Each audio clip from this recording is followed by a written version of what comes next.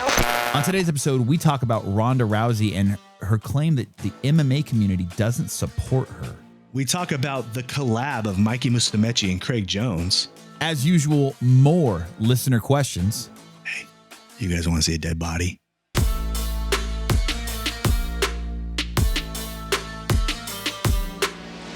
Ladies and gentlemen, welcome back to the pod. My name is Kenny. It is episode 111. Wow. Triple ones, Matt. Triple ones of the BJJ Balance Podcast. 111. Lucky number, And fucking I can ride my handlebar bike mustache. with no handlebars. I can ride my bike with no handlebars. My man over here. Look, I got a lot of shit. Hey, what's up, everybody? Welcome to the podcast. We're starting off hot. Hey, I got a lot of crap for shaving my face. And I'm going to tell you this right now. If you're not watching this, if you're just listening to this, you guys need to go to the YouTube and watch this episode, or your Spotify should have video. My boy Kenny got a handlebar mustache going here. I might. Every Sunday, you know what I look forward to? Looking at this fucking pretty bald dude's face. No homo, only a little bit. And he just comes in. He's a good looking dude. And he just comes here with the handlebar mustache. And you know what's probably fucked up is he's probably not going to get shit on for it. Oh, looks great, Kenny. No one's going to say shit. Well, I don't know if you caught this, Matt, but I was posting stuff this week about me really inquiring about becoming a cop. And I know that's gonna Midlife shock crisis. you. What kind? I know that Midlife crisis is different for you. Too. Yeah, because I did all the wild shit fucking way too soon. Yeah. Yeah. Look, the reality is it's probably not going to happen. Okay, but let's get into it. Again, we have cop listeners, and we appreciate all you guys' hard work. Yeah, we're not cop haters. I used to be. And I've admitted that on the pod multiple times, and that's what's so odd about this. We're going to get into a profession where most of the people don't like you. Yeah. And you have to work a fuck ton of OT, and you have to work holidays, which you get holidays off now. And family is very important. And you're going to be a new dude, and you're going to be like, I got to work in the jails. I got to work this. Okay, man. Good shit. Hey. Hey, man. Hey, I think you'd be a good cop. Yeah. Because you've played both sides. You like that guns and you like that, all that kind of stuff, the adventure. We could just skydive. No, I did not say that out loud. I did not say that out loud, guys. I don't think either one of our knees are built for fucking skydiving. I don't think I want a man on my back, period. Right. I've been training years. Hey, do you have your baby monitor on or something? I do. Let me turn it down. Just move it. There you go. There you go. It's getting a weird feedback. Look at that. Real man. Fucking, you're listening to the podcast. Matt's over here double dutying, doing a pod, dadding, watching a baby sleep. As long as I got you, Diet Coke, not a sponsor yet. We're golden, baby. I'm down for whatever. The old hurt my calf this weekend, Kenny. I heard that. My baby little calf working out with JB. Bitch ass fucking punk ass leg. God, my legs suck, dude. It shit just blows out. Like, I'm like, JB felt all bad. I'm like, it's not your fault, dude. I got weak ass, mark ass legs. Old damaged good knees over here. Feeling better today though. Like, I'm walking, no limp now. We'll be back. We'll be rolling tomorrow. So I had a weird rib injury that I've never had before this week. Rolled on Tuesday. No-gi class, went pretty heavy, went pretty hard, had a good time. Left class, felt great. Got back home, showered, put my kid to bed. Again, ate dinner, felt great. Went to sleep, felt great. Woke up in the middle of the night. Don't know what time, didn't look at a clock. Ribs hurt me, and I just was tossing and turning all night. Next morning, woke up for work. Fucking ribs. I just felt like I was getting stabbed in the rib cage. Like, just anytime I twist or turn or anything, bro, it hurt so fucking bad. So bad. Went through the whole day like that. Excruciating pain. Was like, all right, not going to class tonight. Next day, woke up, still the same thing. I even, when I got home on Wednesday, I took like a long bath with like Epsom salt to try to, like, I don't know, apply some healing towards it. Did some BPC 157. I mean, I always do BPC 157, but I took an Epsom salt bath. What a fucking with a handlebar mustache. You fucking homo. Yeah, God, that's the gayest thing I've ever heard. My man says, "But you put bubbles in it." Tell me, for God, Epsom salt. Fuck. There, NFL players take Epsom salt. Rubber ducky, their little handlebar mustache. Maybe I do. You listen to Yanni on the mobile fucking speaker. No. You fucking fruitcake. Look at Yanni, fucking this guy. First of all, don't ever fucking bash the goddamn king of fucking ambient, whatever it is, music. Fucking television. You know why I don't like television baths? sales music. You know why baths are gay?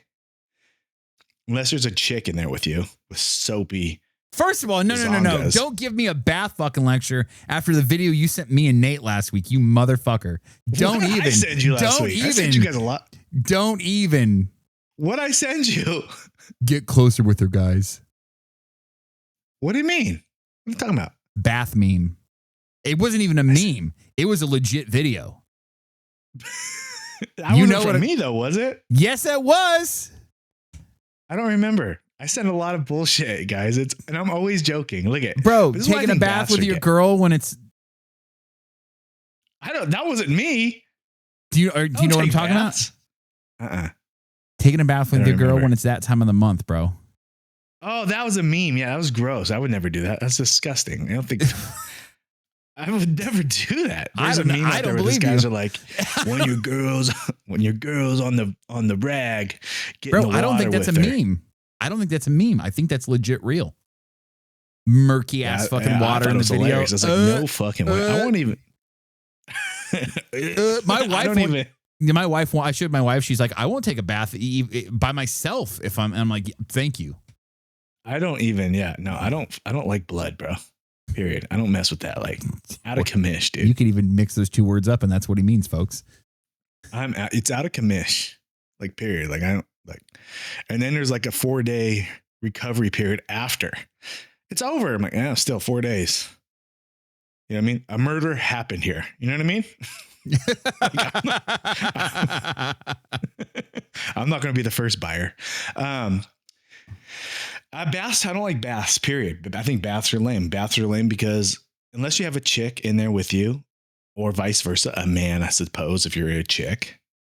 Or another man or another chick if you're swing on the same side. Bonjour for that, I guess. Unless you're doing a co-op bath, I think it's lame because you're just in there and your root is just floating around and you're just sitting there. I just think it's not cool. I just don't fancy myself as a bath guy. Oh, what about the ice? Hey, no, dude, it's gonna happen. I promise, guys. But yeah, no, I just don't think I'm not a big bath guy. Like, what do you do? Like, I move around too much. Like, I was a kid who needed a little boat in there. Oh no, I just throw a YouTube video on, throw the headphones on, fucking relax. I need it for recovery, bro. Sometimes my body just aches, bro, and just an Epsom salt bath fucking puts it all. Where I got an Epsom salt bath. I don't do a lot of this recovery shit. I never. Well, and the BPC 157. We got that from that company, Yeah. And did you use it? I haven't used it yet. Yeah. Bro, I'm telling you, it's a game changer. Everybody will tell you it's a game changer. I need to do it. I need to use it. Shout out Peptide Systems. I said I was going to make you guys a video of me taking it. I could really use it. My shoulder, my calf. There's a lot of stuff going on here. Me trying to get in shape. I plan on taking it. Shout out to the Peptide Systems. I believe that's what their name is, right? Shout out Peptide Systems. And I'm going to give you guys a shot. I know it works. My boy Kenny says they work. I'm excited to use it for recovery. I will do that. Yeah, it's just a lot of steps. Like you got to mix it. You got to shake it. I'm like, oh man, like it's not as hard as you think, but you're going to have to buy other needles. So if you want, I have needles for you that you can come over and snag as far as the reconstitution needle. You're just going to take for each one of, at least for the BPC vial that you got. It's going to be 10 milligrams of the backwater. So you just pull that in the needle, put it in the BPC vial, and then you just agitate it while you're adding the water to it, and then it'll completely dissolve. And then at that point, you do 10 units. so that's going to be in the little Sick. What is it? The I'm just shooting it to the injury area, needles. or am I shooting it anywhere? So I shoot in the stomach. I just grab my wife grabs a chunk of fat because I can't inject myself because I'm a bitch, and she'll just stab. This is the bath mentality, dude. First Come of all, on, bro. Eat all the dicks. Inject me. Insert it. But I can inject her. I just can't inject myself, bro. Yeah, we know that. You have a child. Yeah. 3. And then, but I hear if you do site injection, it does work faster. If you have it, my shoulder's been bugging me. If I go right into the upper shoulder meat here, you're supposed to go into the fat. No, it's not like, how it's not intramuscular. I'm sure I can find some. But you just pinch the skin around the shoulder and inject right there. See, that's the thing is you might have to have current inject you site injection because of how weird a spot it is. You're not going to be able to pinch and get it. You know what I mean? Oh, she's going to love that, dude. Yeah. So you don't feel, they're instantly. You don't feel Am I the only one? Am I the only one? Balance universe here. Am I the only one that my wife will come in and I'm like, oh, she wants to come in and cuddle and hang out. We're like nestled up. And all of a sudden, next thing you know, she's trying to find blackheads on my face, or she's trying to find zits that aren't even there. And she's like, come on, I got to get this real quick. I'm like, that's literally facial hair growing in, or it's like a mole. And she's just like, my wife enjoys it because I have a back tattoo. So I can't squeeze back there anyway, but she'll look for my, on my back for blackheads. They're not there often. In the past, why do women love that so much? I don't know. Extracting. Yeah, I don't know. I had one. I had 3 the other day that I got out myself that I saw, and I was like, oh, I think that's blackhead. So I went to, and she saw me doing it, and there was almost a sense of jealousy, why? How come I'm not doing it? Yeah, and she's like, and she started watching me do it. She couldn't just leave the room. She had to stop what she was doing to watch. She's like, I don't know why I find this so intriguing. And I'm like, what the fuck, dude? It's like the Dr. Pimple Popper lady. Yeah. Dude, I like those videos though too. Dude, some of them are interesting, but some of them are just too much, bro. I'm like, holy shit, how is that all in there? Yeah. That is crazy. This guy, I've had this boil on my head for fucking 12 years. I'm like, you got a horn on your head, brother.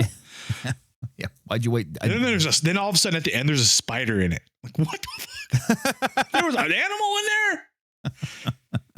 How do these people live? I saw a dead body yesterday. You did? Yeah, I was in Hemet. Shocking. I was in Hemet and we were driving. We were driving to this party. That's like a real estate party. Shout out Reliable Realty. They had they have a party for all their clients. That's who we bought our home through, and so they have the thank you party. But it's this ranch up in Hemet, a nice place. But it's in the outskirts of Hemet. So I'm driving through Hemet and we're going through the slums a little bit. I had to go visit my dad and I was seeing my mom. And so we're driving by and there's literally this dude just sleeping in the street. Damn. Well, that's what I told my daughter. Yeah, I feel you. Okay. My man, what just took a nap, right in the crosswalk, dude, just out. And I'm like, my daughter's like, what is that? It's like, man. He's like, my wife's like, my daughter's like, homeless people here, huh? And I was like, yeah, they're just tired. And I'm just like, holy shit, that dude is gonzo, dude. Looks like an overdose.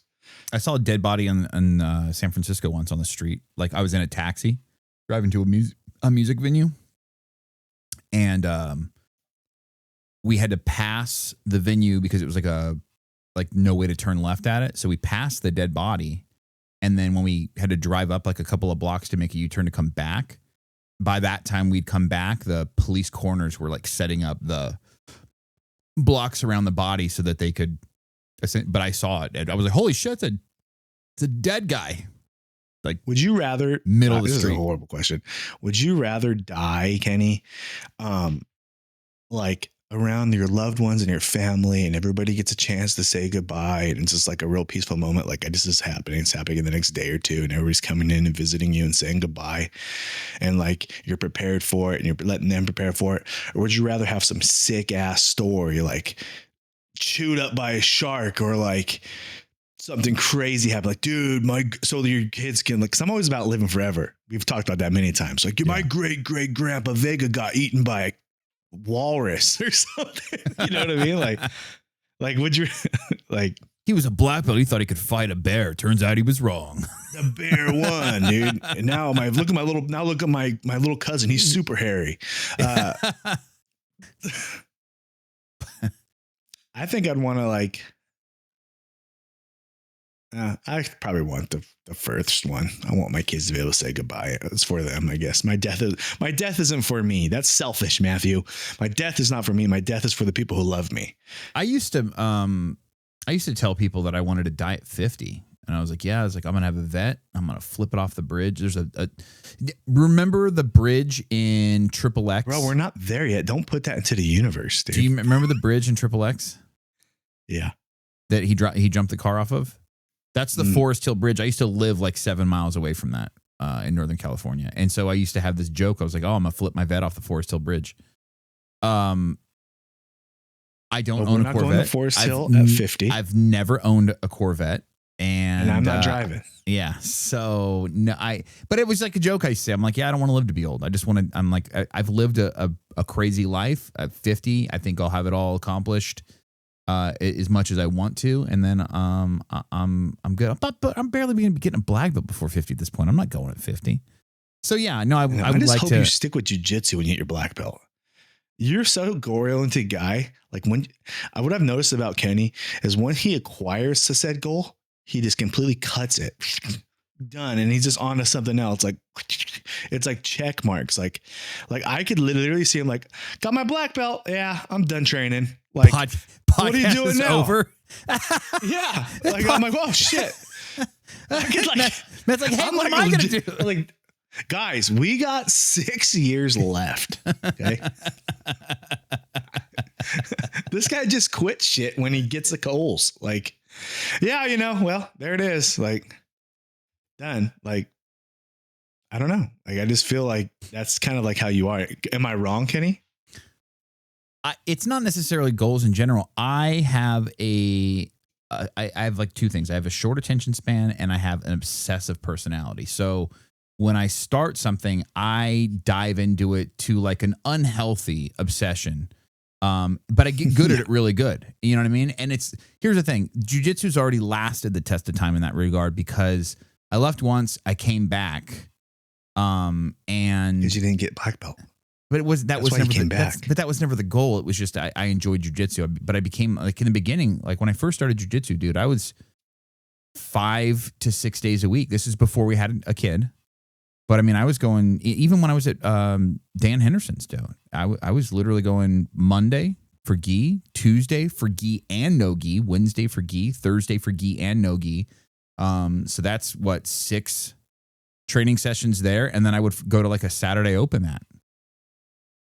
Granted, you've already made prior goals like beyond the belt in jiu-jitsu. Like this podcast is a goal. So that's going to keep you training. I want to be an instructor. I want to have my own having your own school, acquiring a champion under you. Correct. All these things, like you've already created more goals through jiu-jitsu. So the belt is just a part of it. So, all right. I'm not worried. I talked myself off the ledge there for a minute. I was like, I'm going to lose this guy. Handlebar mustache, getting a cop, fucking.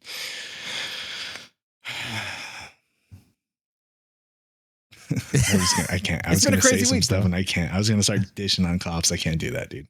Look, as a man who grew up in an area that was not so affluent, and I grew up around cops, and I did not typically have a good outlook on police, and then a man that was into his late teens, early 20s, had some run-ins with cops, and a lot of them at gunpoint, and at no point did I deserve to have a gun pointed at me for what I was doing at the time.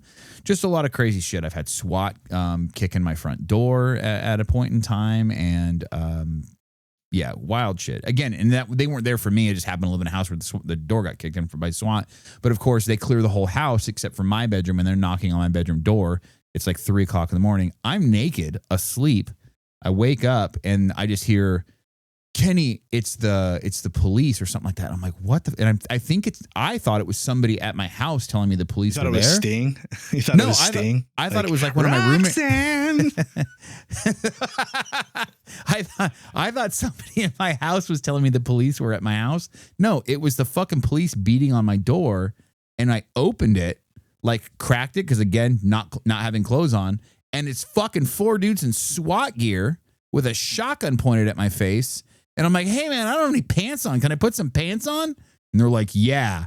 So they push the door and I'm naked. I'm walking away from these guys at this point to go put some sweats on and my ass cheeks are out and they're just fucking shotgun pointed at me. And then I put pants on. They cuffed me. They pulled me out of the house, put me in a cop car. Then they searched our whole house for guns, which nobody in the house had a gun. But yeah, it was a wild situation. Anyways, lot of shit like that. That's one of many stories about having a gun pointed at me by cops. Most cops are cool. The ones that are not as cool, what I've noticed, are the ones with the crew cuts. Yeah. If you got the guys that weren't in the military but wish they were in the military, so then those guys, dude, they're not the cool ones, dude. Those ones you're not getting out of the ticket. You're stepping outside. The guys wearing the grunt style t-shirt that's too small. That's fucking those are the ones. Those are the ones that are gonna give you a little issue. I don't understand. They're usually under 6 foot tall, a little shorter, smaller, trying to insert their dominance. Those are the ones that give you trouble. But shout out to you short kings that aren't dicks. Yeah, shout out to the short cops who fucking just let me go. You know what I mean? Like, like shout out to you guys. Like, hey man, like here's a warning. If you're pulling that over, it's because maybe I'm texting and driving. You know what I mean? Like there's nothing. The only thing you're going to find in my car are old French fries that my kid dropped in the back seat. There ain't nothing back there. Yeah. I don't to go from my disdain for police. My last Instagram name on my last account before I deleted it was A Cabra Cadabra. I did not like cops, brother. And now now I fucking had aspirations, not aspirations, but I'm definitely looking into. I'm doing some research. Kenny? No. What I've learned about being a cop is that they can make really good money, but in the beginning, which is, I have a family, you know what I mean? So it's like, I can't afford to take the pay cut. Like maybe the 6 months of fucking the academy, you know what I mean? I know you're going to make dick for money there, but like the first year, really not really making shit for money. I can't afford that. Look, I think you want to be a cop because you want to do all the cool shit. I think you want to do the academy. I think you want to do the shooting ranges. I think you want to do the running active shooting ranges. I think you want to do like all the testing and the running and I think you want to do that. I think that's the kind of stuff you like to do. And then once you acquire all the cool events, you're going to be like, damn, I think you want to do the cops versus firefighters jiu-jitsu competition. I think that's the kind of stuff you want to do. I don't think the paperwork is something you want to do. And here's the thing too, is I've talked to a lot of cops about this, in the last week, we'll say. A lot of guys that work for local agencies, a lot of guys that I know that were high up in other agencies. You're about to talk to a lot more. So this drops. Yeah, right. And what I kept telling people, like, I'm 42 years old. Like, tell me this is fucking stupid. Not a single fucking person, Matt, told me not to do it. Not a single person. Yeah, they need help. Every single one was like, dude, I think you should do it. Dude, I think you should do it. Dude, you're going to regret not giving it a shot. And so I was like, fuck, man. Like, I think you're right. I think you're right. I think I am going to regret not giving it a shot. I'm not saying I'm going to go for it. I do have a family, I do have a wife. I talk to my wife about everything. And obviously her opinion very much matters in the situation. And so like, we've discussed, what the possibilities would look like and things like that. And I'm like, look, I'm not going to make a decision that's going to alter my family's life in a negative aspect. But coming from her situation where she's already had a trauma with this kind of stuff. So this is what started it all. Because I'd said something like, yeah, I've thought about, becoming a cop in the past, but I know that you are already a widow once. And I knew that you'd be absolutely, out of your mind if I, and she's like, no, I wouldn't be upset. And I'm like, what? And that was what triggered it.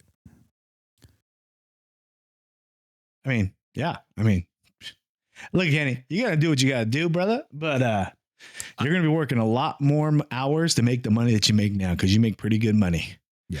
And that's been it. And I look too, I'm like, look, I also know I'm 40. Look, if I was like 25 years old and I was going to go be a cop, maybe something like SWAT or some crazy like assignment shit like that would be something that I'd strive for. Where I'm at now, there's no fucking way. I'm too beat up to even attempt to do anything like that. And what somebody had told me, what multiple cops had told me, but what the one thing that one person said specifically was, you know, don't get it the look of being a cop wrong. It's 99% monotonous, repetitive, and boring.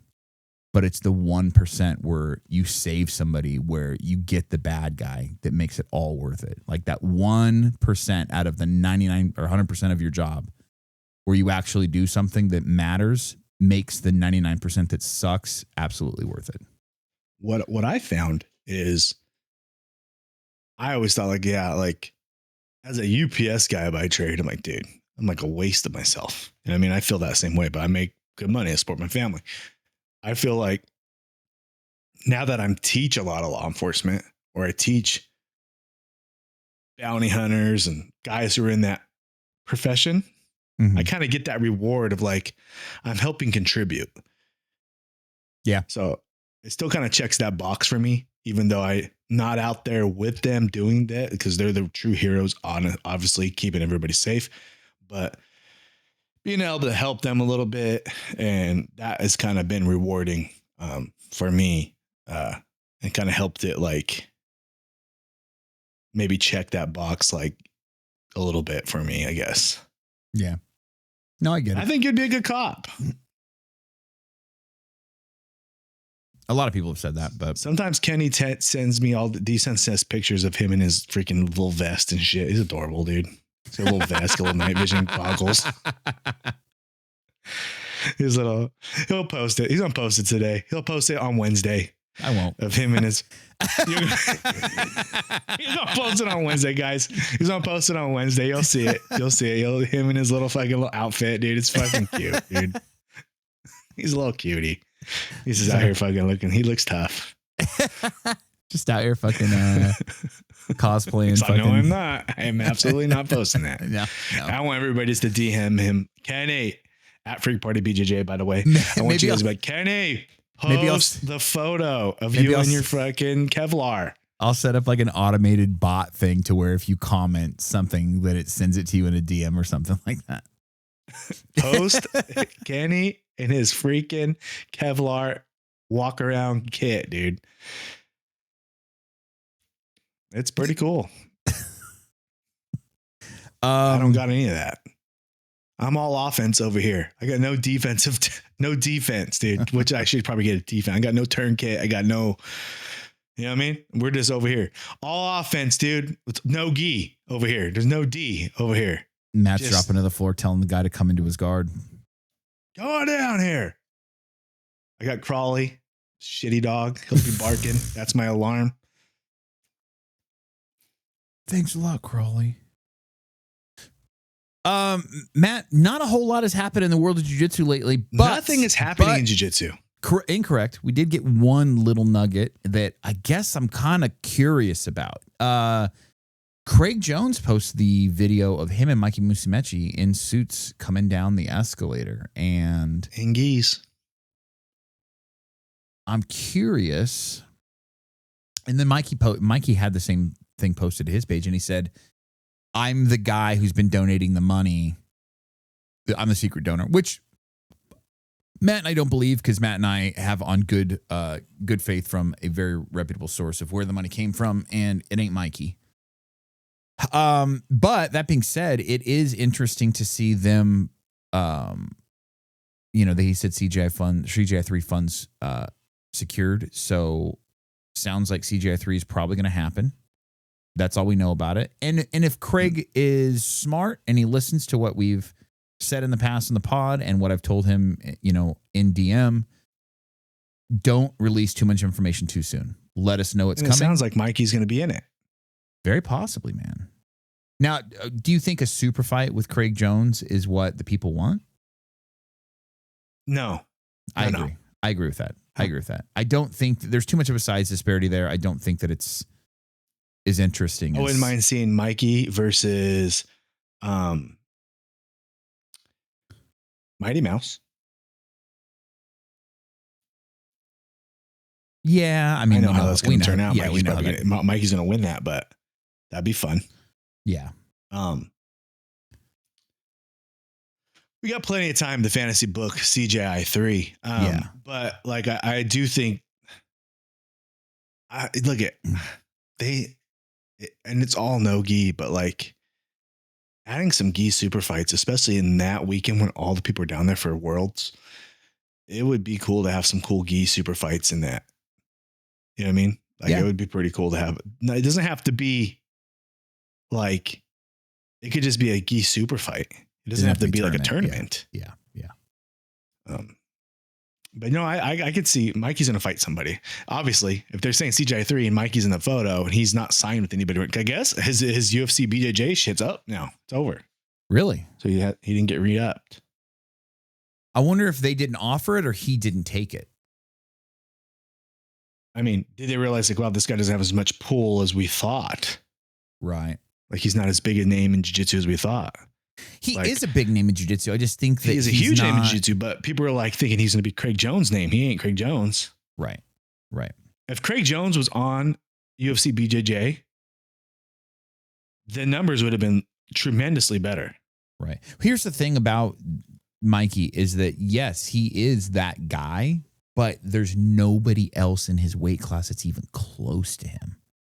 So it's like we had with DJ when DJ was the champ in the UFC years and years and years ago. It's like he's already cleaned his division out multiple times. There is nobody else. You know what I mean? Whereas Craig is great, but there's guys out there that might give Craig some fits. You know what I mean? Now Craig might win, but there's at least guys out there that are going to give him some fits, and or where you could speculate. Even how like when we had a dominant champion in the UFC like John Jones.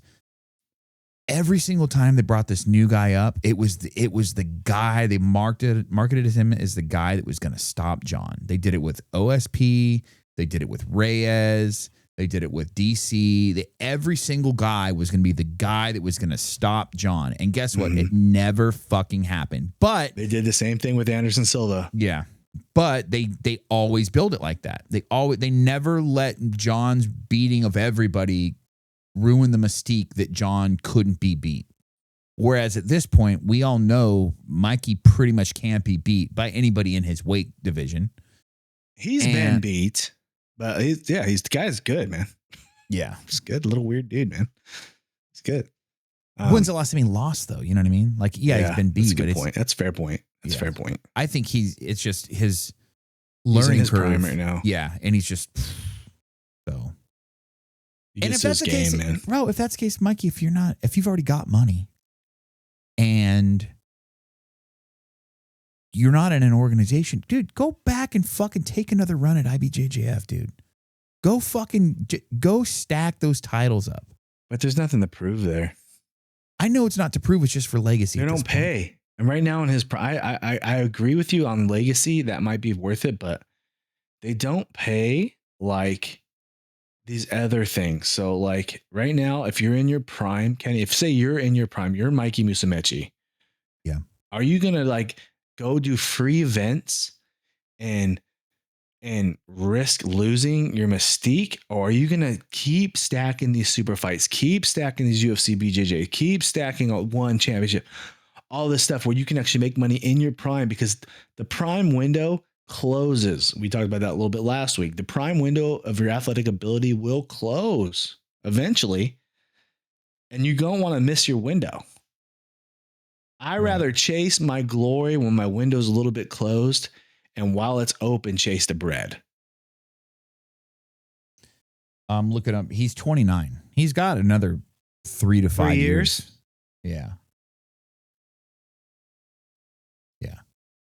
Yeah. I mean, I'm chasing the cash. If I'm Mike, I think he's doing the right. I think he's doing the right calls. But I think he's at this point, he's going to be relegated to WNO. And again, there's going to come a point in time, because he seems so unbeatable, to where are organizations is WNO even going to make super fights for him? Like, who are they going to get to pay that's going to make them money to pay him to make him money? You know what I mean? Like, well, I mean, they were making money with, Gordon. You know what I mean? Gordon would just call a submission, and which is crazy, the lack of, it just really means I think Gordon is officially done, because he is not talking. He's not really, like, it's pretty much like there's no signs of him competing again. I think he is retired. You think he goes into politics in Texas? I think he loses. Hey, screw politics, dude. Like, we don't like talking about politics. Politics suck. Yeah. Like, look, I don't care. You can vote blue. You can vote red. You can vote whatever. Gavin Newsom's a piece of crap. I'm going to say that right now. That's all I got to say about that. Like, anybody, like, I don't care. I would vote Democrat, or I would vote Republican. It's all about who can offer the better situation for me. But I will not vote Gavin Newsom. Not after what he did to our families during COVID and what he's done to this state that we're in. That is gross, dude. He's just like such a liar. And then he starts getting on like podcasts where they have like a lot of like more of like an urban style, like black guys on the podcast. And then he starts cussing and jiving. And I'm like, damn, you're such a phony piece of crap. Like, you're so lame. Yeah, he's like, we got to stop this shit, man. I'm like, shut up. Yeah, you're lame. I can't stand the guy. Oh, you can't go to Thanksgiving. We can't have Thanksgiving in COVID. We can't have Thanksgiving with our families. But then he's at the freaking Rams game with Magic Johnson, no mask. Come on, man. Yeah. And then we're still going to vote for we're paying some gas tax, and I still got potholes on my street. Like, well, that's because the last gas tax that you voted yes on to take care of the potholes on your street. I didn't vote yes on it, Kenny. But I'm saying there's multiple gas taxes at this point. They're literally stacking them. There's almost $2.10 per gallon. $2.10 per gallon of gas tax. We're away from LA. We're paying close to $6 a gallon in gas, guys. I know some of you guys don't pay that. We're paying close to $6 a gallon in gas over here. Yeah. There's people in LA paying close to $8, which is crazy, guys. And then you guys would be like, well, it's not Trump, so let's vote for him. But what are we doing? Like, get this crummy dude out of here. Yeah, he's bad. Like, vote. I don't care. Find me another Democrat guy. I'll vote for him. Can we just get this guy out of here? Right. Like, they say the devil you know is better than the devil you don't. Give me the devil I don't, dude. Like, I don't like this guy. Right. Maybe he's a nice guy, but he did, like, I think, like, cheat on his wife with his friend's chick. But like, besides that, campaign manager. Yeah, maybe he is a good dude, but he's not good for the people. He's in it for himself. Well, his whole family comes from is super corrupt, so it's, and in politics and corrupt in politics. That's enough about politics. Sorry, guys. I'm just getting mad over here. People just keep voting yes on stuff, bills and shit. Pissed. Go ahead. That's my 41-year-old that's coming out. That's honestly all we've really had in the jiu-jitsu space as of late. Well, Mackenzie Dern's been getting more thirsty in her photos since she won the title. Oh, really? She's just dropping thirst traps, which that's what we wanted. That's how you build the UFC women's division. So congrats on that. Buchecha signed a fight coming up here in December. We do have something to talk about. All right. Ronda. I mean, I know we briefly talked about it last week, but she's just really kind of laying into the fans didn't support me, the fans didn't love me, and it's just, I don't know. It's just weird that she had the support, but she spit in the face of the fans, so then the fans stopped supporting her, but she won't recognize that. Ronda is, she said that the fans turn on MMA. Yeah. When they lose, which is a lie. Does GSP still be loved? Right. Connor. Daniel Cormier still be loved. Cowboy Cerrone didn't even win a title. He's beloved. Nate Diaz, Nick Diaz, all these guys are tremendously loved. They're legends. They can't walk out the street without getting mobbed. Right. Your attitude, Ronda Rousey, is why people don't like you. It's not your ability. You are a pioneer of women's MMA. You did change the game of MMA. You did make a difference in MMA. You brought MMA to the mainstream for UFC. There's a lot of things. You're basically the Babe Ruths of women's MMA. And you are a money draw. Your attitude, the way you accepted losses, the way you didn't shake Miesha Tate's hand after the fight, the way you walked away, you're just a bad sport. And that is why the fans turned on you. It's not because you lost. Everybody loses in MMA. It's MMA.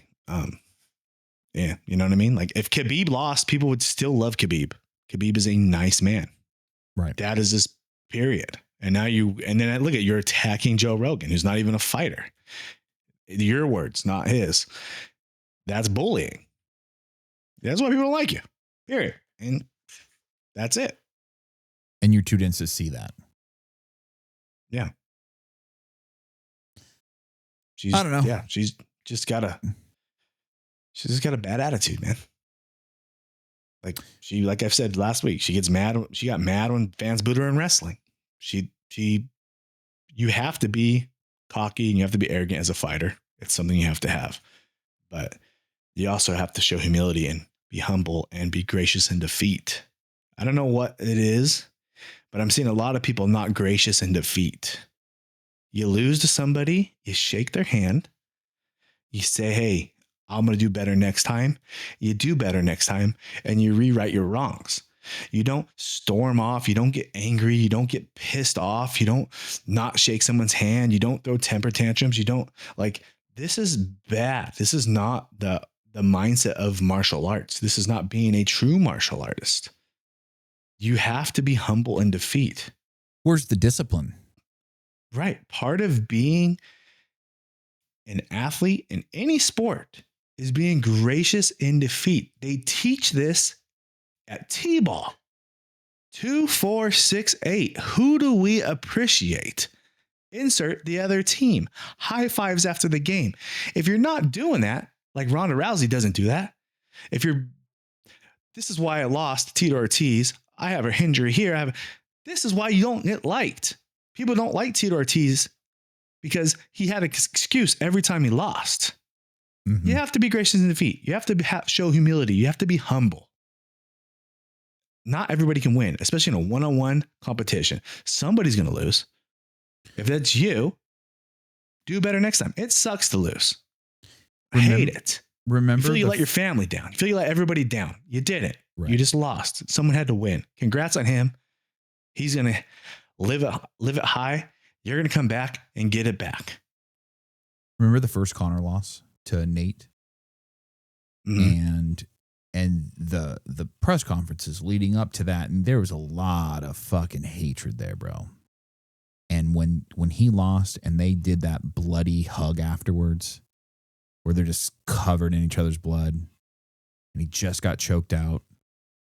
Everybody that didn't like Conor in that moment liked Conor in that moment. Everybody that didn't like Nate, that was a Conor fan in that moment, now liked Nate. You know what I mean? It was two warriors who respected each other enough to be like, thank you for that. Thank you for testing me. Thank you for challenging me. Thank you for breaking me. Thank you for showing me my weakest points. And thank you for giving me something to strive for moving forward. Yeah. I mean, look, I know like the Ronda Miesha Tate, there's a lot of beef there. They don't like each other. Personal beef. Okay. And I also know that the Khabib Conor, there was personal beef. Conor was doing business. Khabib took it personal. So after what Khabib beat him, Conor, and he still kept trying to fight him. Remember? And it was like, some people don't understand the business of selling pay-per-views. And in fighting, it's hard to find that middle ground because what is real, what is fake, you don't know. Some people don't know how to play the game. But that over anger and over this is why they lost. This is why they get angry. This is why, I mean, even and you beat her. Like if you beat somebody, show humility, like you beat her. So I don't know. It's sportsmanship. You show true good sportsmanship, you get the glory. You show bad sportsmanship, you get the wrong kind of glory. And people will think of you as not a good person. The 92 NBA Pistons, had been beaten up on the Bulls for 2 straight seasons. The Jordan rolls. The first time the Bulls beat them in 9, they walk off the floor before the game's over. All the starters didn't shake Jordan's hand, didn't give them the good job passing of the torch. They walked off early. To this day, Isaiah Thomas, John Sally, Joe Dumars, Bill Embiid, they all get shit on for it, for walking off the court and not giving the dap. Mm-hmm. The 92 Pistons were known for being the bad boys. They were known for being the thugs of the game and rough and hard fouls and a cool mockery, a cool thing to be a part of. And then their lasting legacy is them not showing the respect that the Bulls deserved. So this is sportsmanship in all sports. Show it. Be better. And live forever in the right way. I think we got some questions, Matt. All right. Here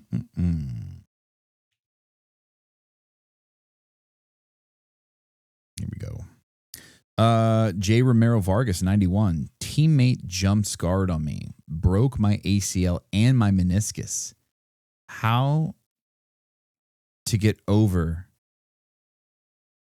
I hate his guts. How to deal with this? Well, you're just gonna have. I'm sorry. Had to get surgery. Had to get surgery. I hate his guts. How to deal with this? I feel bad for you, bro, Vargas, but jumping guard is such a sketchy thing to do, especially at lower levels. You can really fuck someone's knees up. Like, I don't recommend doing it at all. Don't do it. It's not like flying shit unless you're high level. Don't do it. He didn't do it on purpose, brother. You know what I mean?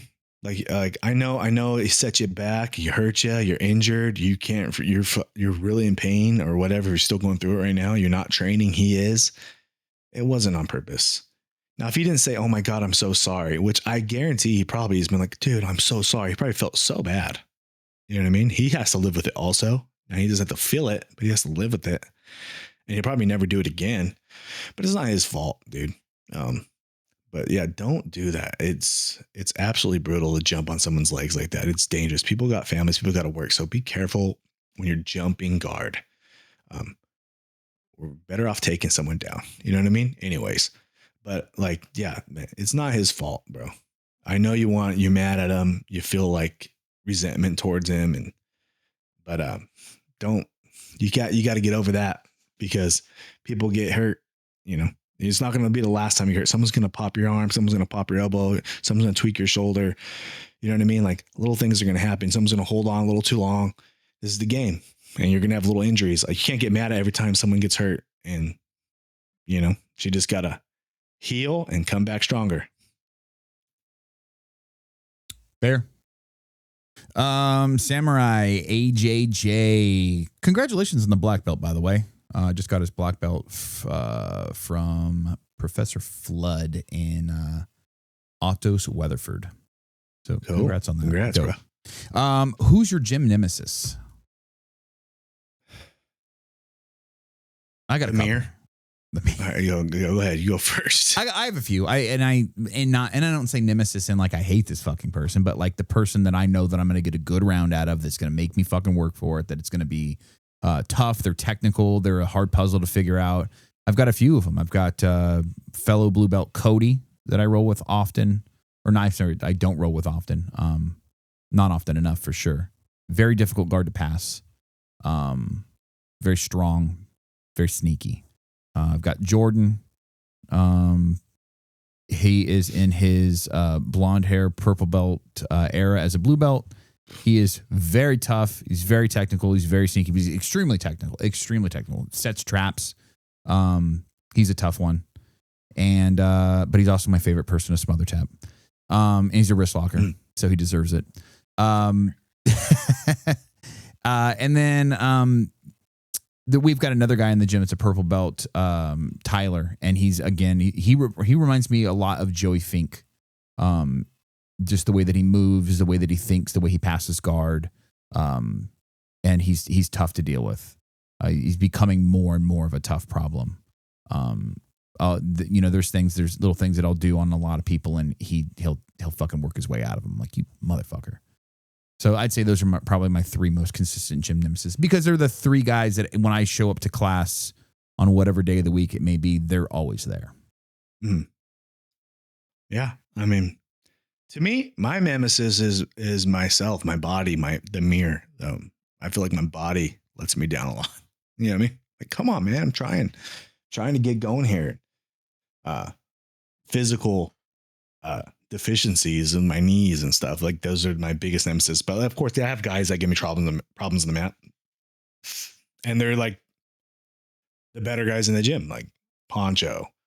You know what I mean? Even though he's my professor, like, it's my nemesis. I can't figure it out. He just keeps getting better, you know? Right. I can't catch him. Phil, obviously we've talked about him many times. Phil's a good friend of mine, but he's a problem, dude. Like, I freaking can't catch him yet. You know what I mean? Like, as you get higher up, you get less and less nemesis in the gym. And sometimes a nemesis that you have to fight is life, yourself, your ego, still there, your work, your schedule, your kid's schedule, your body. So it's more of like a mental nemesis than I have as more of like a legit person. So yeah, I really, my nemesis get smaller and smaller. But coming up, I always had guys like, this guy, damn it. Like, and I'd always have guys I'd have problems with, and I'd get through that.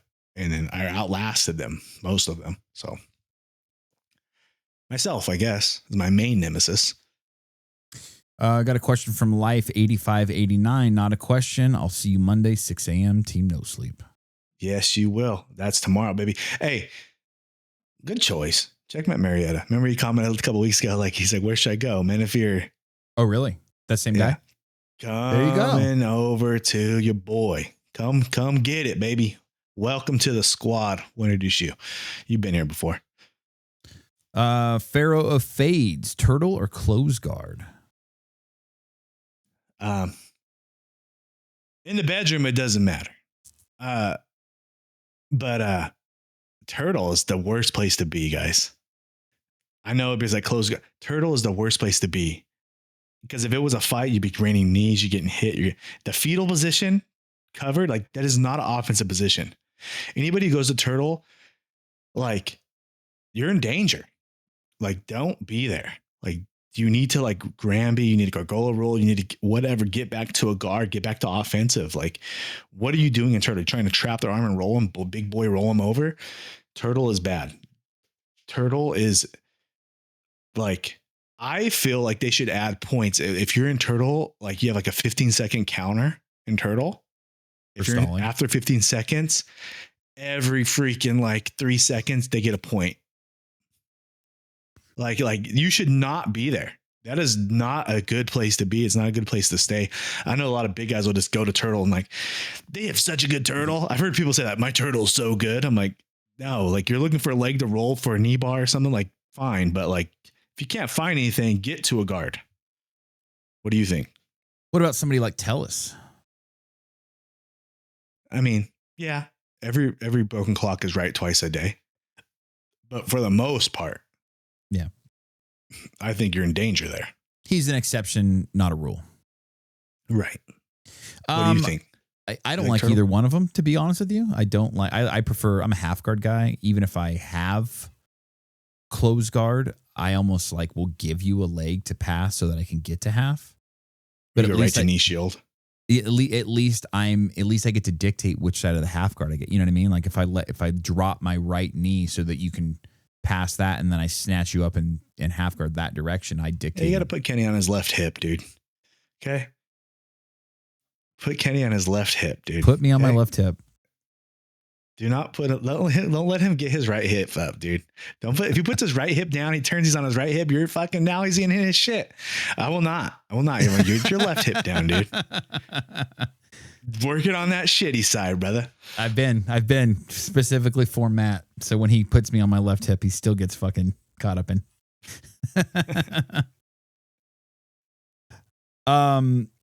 Rolling into the guard questions, we have a follow-up from not really a follow-up, but like another guard question. This is from J Mavs 858. He says, which guard types used in gi are less effective in no-gi? I'm newer to no-gi training, finding difficulty with the engagement phase. I usually do more butterfly, lasso, and spider. Well, No.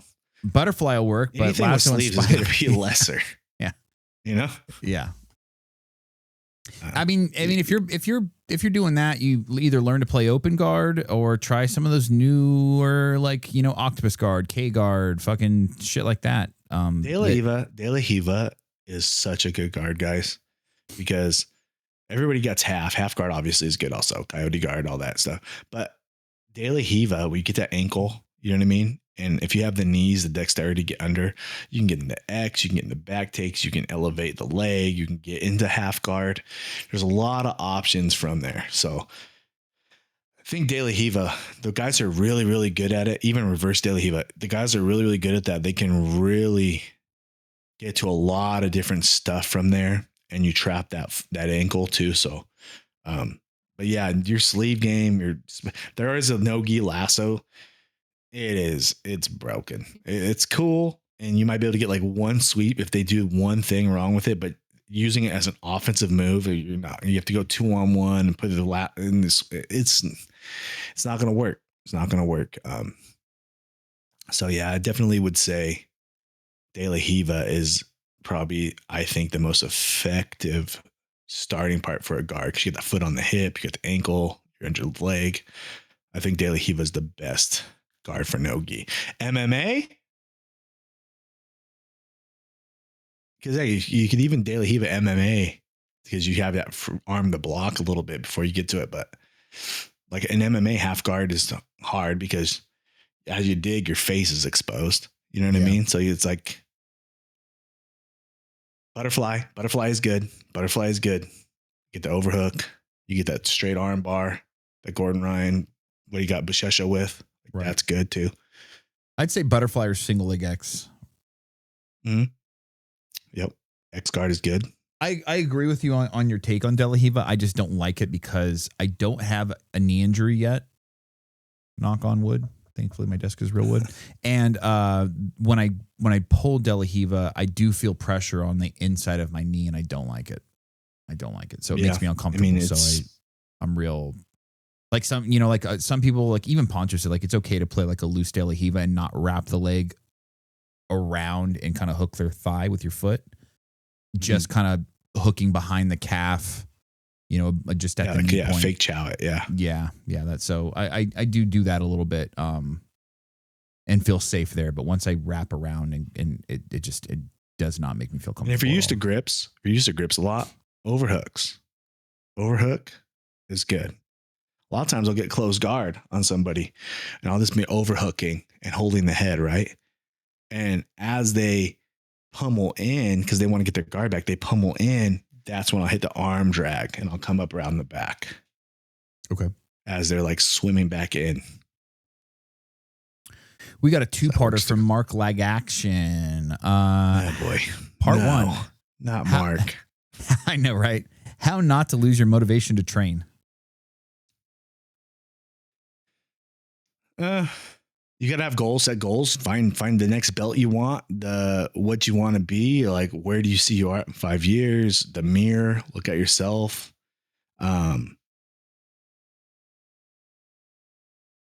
Think about like protecting your kids, protecting your family, think about the value of it, the camaraderie, how you need to help other people. Sometimes other people's lifestyle will help motivate you. Like, I got to get this guy ready for his tournament. And like you can like use that sometimes. Sometimes you can use other people's stuff coming up, like so-and-so's got a tournament. We got to help get him ready. I'm like, all right, I want to be part of it. You know what I mean? Like you want to help him get ready. Like motivation is something that everybody can find it in different spots.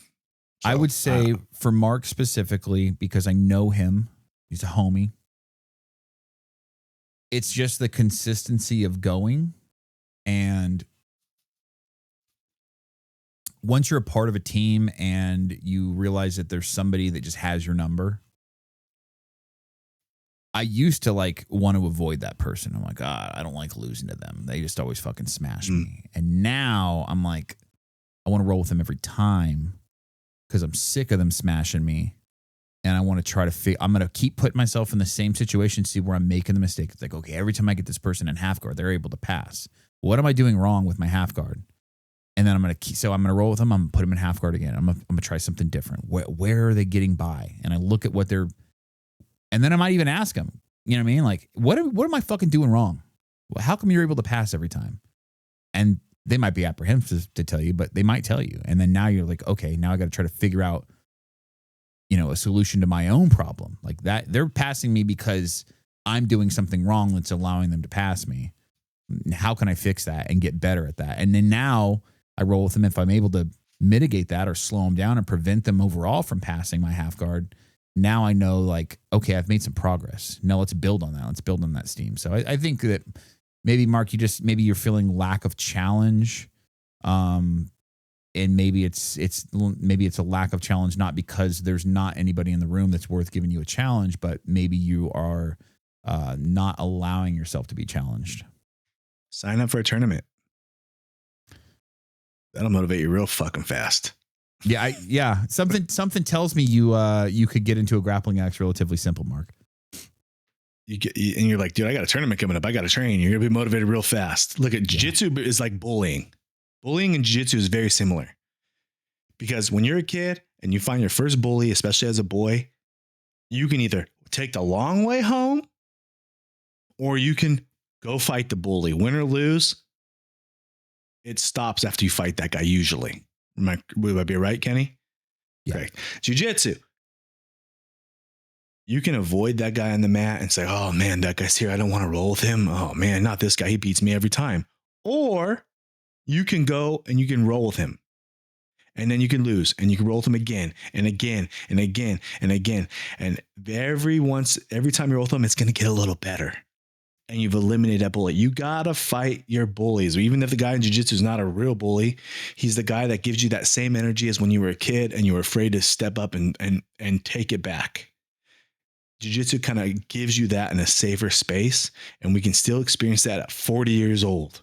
You got to go and you got to accept the challenge and you got to take on the guy that beats you every day, because that's the only way you're going to get rid of that shitty feeling of when that guy walks in, you're like, oh no, not that guy. Fuck that feeling. Go in there and fucking fight that guy and lose, and then fight him again and lose until one day you're like, I didn't lose so fucking bad.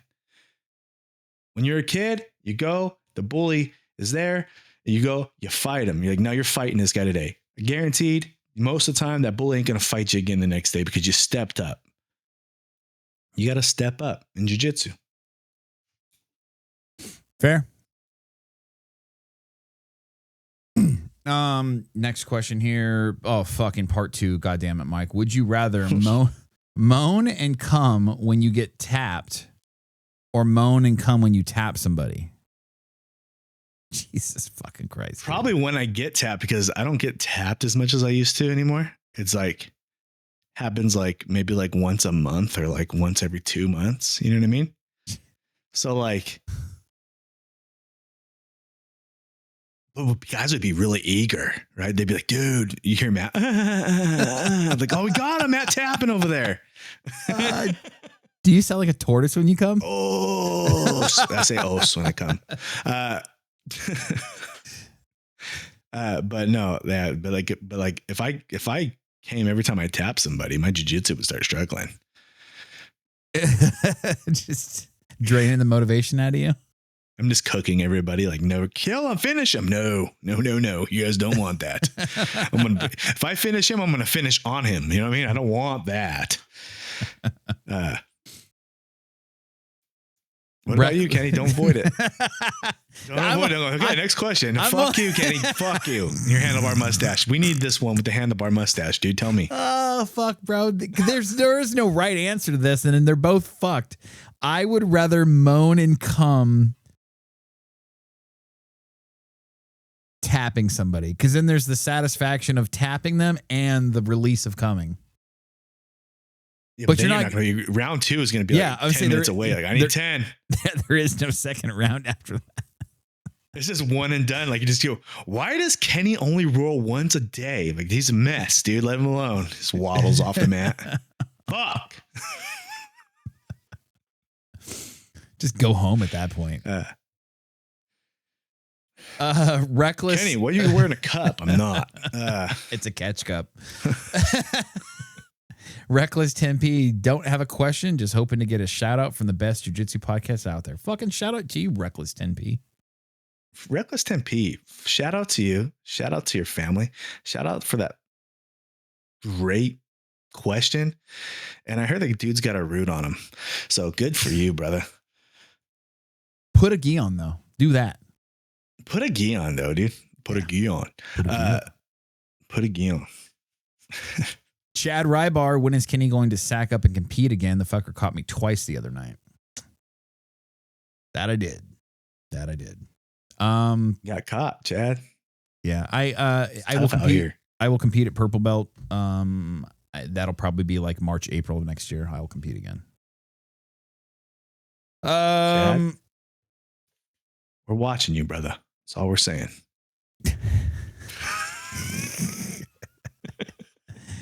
Is BJJ just Lock judo it up, light? Chad.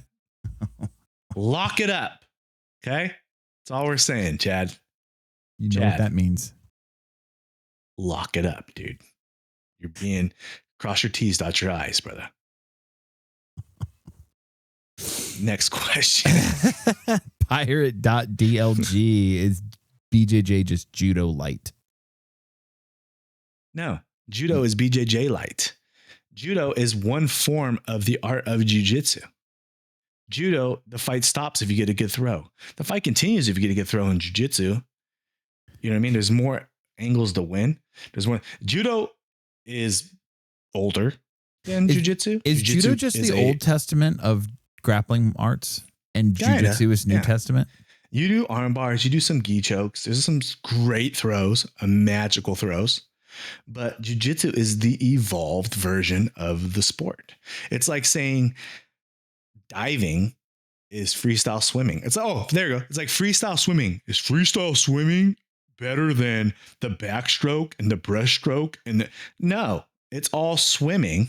It's just a part of swimming, just like boxing is a part of fighting. Judo is a great art, and it's essential to have good takedown game. But jiu-jitsu is the final form of it, in my opinion. You could be great at it. You could be a great freestyle swimmer. You'd be like, dude, I freaking toss people. Well, not to mention, we had one of our first interviews on the pod. I think it was interview number 3. We had Zoltan Bathory from Five Finger Death Punch, who is a 4th degree judo black belt. And he was telling us a story about how his first jiu-jitsu lesson went. And he shows up and he's wearing a white gi with a black belt because he's a judo black belt. And his very first private ever was with Hoist Gracie. And he said Hoist Gracie fucked him up. And he said afterwards he took his his black belt off and he put on a white belt because he knew that these are different things, you know. So it's like it's different sport. Yeah, they're related. They're cousins. Same sport, but they're different. Cousins. They're not the same exact thing in that regard. That and even Zoltan said, like, yeah, there is Nuwaza, which is the ground game in judo, but it's like letters A, B, and C, but the rest of the alphabet never got finished in judo. You know what I mean? Like jiu-jitsu is because they'll do technical stoppage. You throw a guy great, the fight's over. Like, yeah. Like, I mean, I love the grip fighting in judo, the tosses, the inside steps, oh man, it's beautiful. It is absolutely beautiful. And it's one of my favorite things to watch in the Olympics, but it's not the final form of grappling. Last question we got here, Stick Boy Jiu-Jitsu. If guys had the time to put in 5 days. Oh, I think it's if you guys had the time to put in 5 days, do you think that you could be Masters World Champions? I think I could. I think I could. But it's going to be very hard. It's not, I mean, I'm nowhere close. The guy who wins the Master World Championship is in my gym at my weight class. Okay. Yeah. And your same age bracket. And my professor is my age, my weight, my size, and he wins Master Worlds all the time. So if I won, it'd probably be like, we both got to the and Poncho's like, I'm deferring and letting you get it. And he's such a great dude. He'd probably do that. And then I guess I would be Master World Champion. So, but do I think I could beat some of the other guys? I would hope so. What am I here for? I can fight. Like anything can happen on any given day. I do believe in my skills if I can get to there. You know what I mean? Not to mention you've got the guy that could lead you to the promised land because he's fought all the guys that you'd be going against. So he could tell you. It's a good barometer. Yeah. It's a good bunny rabbit. I'm like, but right now, Poncho absolutely murked me. Like I fought him a couple weeks ago, destroyed me. And he said his back's been bugging him afterwards. Oh, my back's been killing me. I'm like, gee, really? Fuck me up. But no, yeah. I mean, if jiu-jitsu was my everyday job and it's all I did every day, and I would like to think that I could win some fights. I think I can make a good run. I think I could. I see guys in my team that win, and I can hang with them pretty good in the gym. So I think that I would do okay. I'm not going to ever say like, no, I've never, because that's just not me. I like challenges. I like to think that I can do whatever I put my mind to. And if you don't have that mindset, then that's something you need to recorrect, because everybody wakes up in the morning, everybody takes a shit, everybody freaking goes to work. So You put the work in, you get the rewards from it. So what about you, Kenny? I think that where I'm at right now as a Masters 3 blue belt, if I could dedicate 5 days a week and I didn't have to feel guilty about like not seeing my family, that's on me. That's not on my family. But if like, you know what I mean, I carry the guilt of like not putting my kid to bed and not fucking, that kind of shit. But I didn't have that. If I didn't have a job and I could train during the daytime so I could still see my family at night, 100%, I think that I could be a Masters 3 blue belt world champion. The podcast, a year from now, we're making $25,000 a month via social media and merch. We're killing it. We don't have to do our other jobs anymore. You can start training in the morning, 6 a.m. before the family wakes up. We're selling money. We're doing documentary videos. Your whole life is just technology and the shit you love, and you can actually put the time in to train, and we're sustainable. 100%. We both fucking make an impact over here. Yeah, I think so.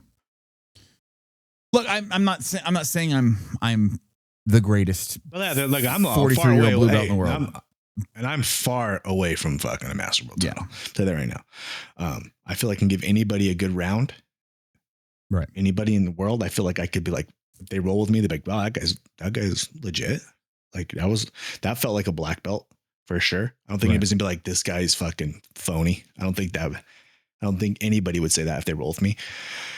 But there's definitely another level. There's definitely another notch that I experienced in my own gym by some of the guys. There's another notch that I am not there yet, and I want to be there, and that's what keeps me going. So, but that's why we keep fighting and we keep going and keep taking on that bully in class and seeing if you can get better. That's it for questions, brother. You thinking what I'm thinking? Aim for the bushes. Aim for the bushes. My name is Matt at OsNation BJJ. This is the Handlebar himself at Freak Party BJJ. Give us both a follow. Follow us on the Discord. Follow us on Instagram. YouTube, guys, follow us there. I know you're on Spotify right now. You're listening, like, wow, that's a good podcast. I want to shut them off because I know they're going through the end shit. Stop, freeze, don't do it. Go to YouTube, like it, then come back, then kill us here. We appreciate you guys. We owe a lot to you guys. 111 episodes. That's pretty crazy. We've been doing this for so long, and it's just getting started. Thanks for everything. Thanks for the support. Be safe out there today. And Wednesday, the tactical kit is being shown from Kenny. So stay tuned for that. Have a good one. Os.